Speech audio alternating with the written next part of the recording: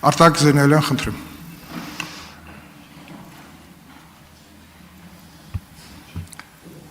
Հարգելի փոխնախարար, շնորհակալություն զեկույցի համար։ Ես ունեմ երկու հարց, ենթահարցեր կարող է լինել։ Ասացիք, որ զեկույցի ընթացքում տեղադրվել են ճանապարհային երթևեկության նշաններ, արարվել են գծանշումներ։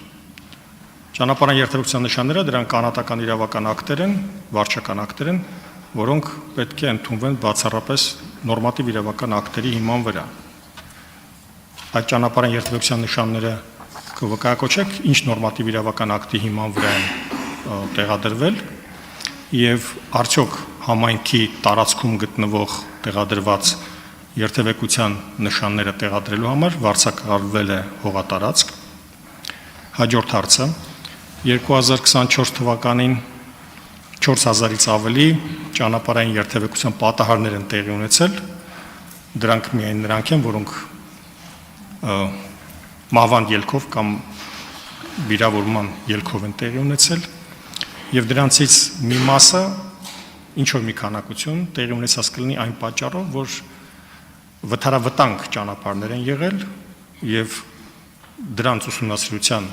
արդյունքում պետությունը վերացրել է այդ վթարավտանգ հատվածները կամ ուղղել, այսինքն կատարել է իր պոզիտիվ պարտականությունը անվտանգություն ապահովելու համար։ 2024 թվականի ավտովթարների այդ պոզիտիվ պարտականությունը ժամանակին կատարած չլինելու հիմքով վնասի հատուցման քանի վարույթ է իրականացվել, քանի հոգու է հատուցվել վնասը պետության պոզիտիվ պարտականությունը չկատարելու հիմքով եւ որքան գումար է հատուցվել արտադատական եւ դատական կարգով վարույթների մասն է խոսքը։ Շնորհակալ եմ։ Շնորհակալություն հարցերի համար։ Նախ նշեմ, որ նշանների, գծանշումների հիմնական նորմատիվային կարգավորումները տրված են կառավարության որոշումներով եւ ճանապարհային նշանները տեղադրվում են ճանապարհին պատկանելի հատվածում, մենք մասնավոր անձանց պատկանող հողամասերում ճանապարհային նշաններ չեն տեղադրվում,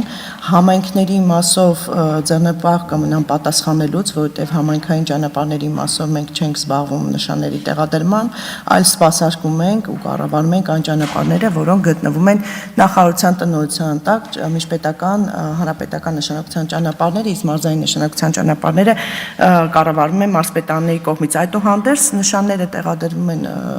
հիմնանորոգման աշխատանքների ընթացքում նախագծային փաստաթղթերի հիման վրա, բայց դրանց ստանդարտներն ու հիմքերը սահմանված են կառավարության որոշումներով։ Ինչ վերաբերում է իրականացված վարույթներին, պատահարների արդյունքում, որոնք ենթադրյալ դուք նշեցիք կարող են առաջացած լինել ենթակառուցվածքի որևէ թերության կամ խնդրի պատճառով, այդպիսի վարույթներ այս պահին չունենք դեռևս հարուսված կամ վնասներ հասցված վերականգնման ենթակա, ունենք քննության ընթացքում գտնող մի քանի դեպքեր, դրանք 2-3 դեպք են, որոնք վերջնական չունենք որևէ եզրակացություն։ Այս պահին ՏԿՆ այդպիսի վարույթներ չունի ստացած, որ վնասներ վերականգնի։ Արձագանք։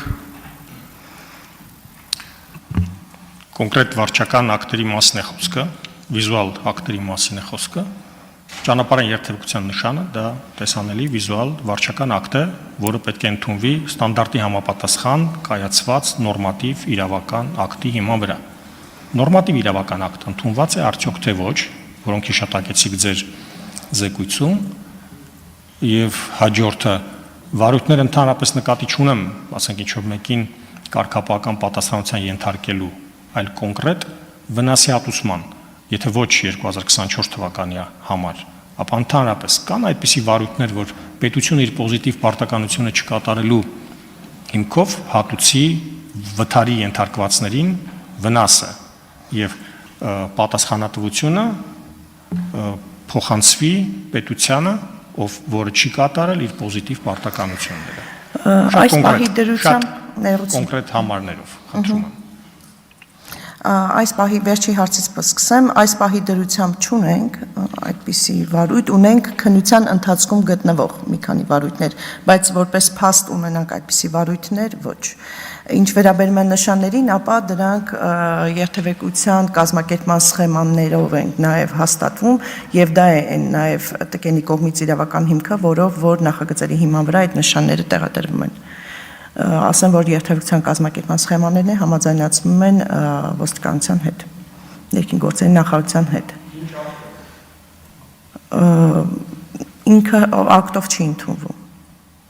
Շնորհակալություն Տիկին Ղալեչյան։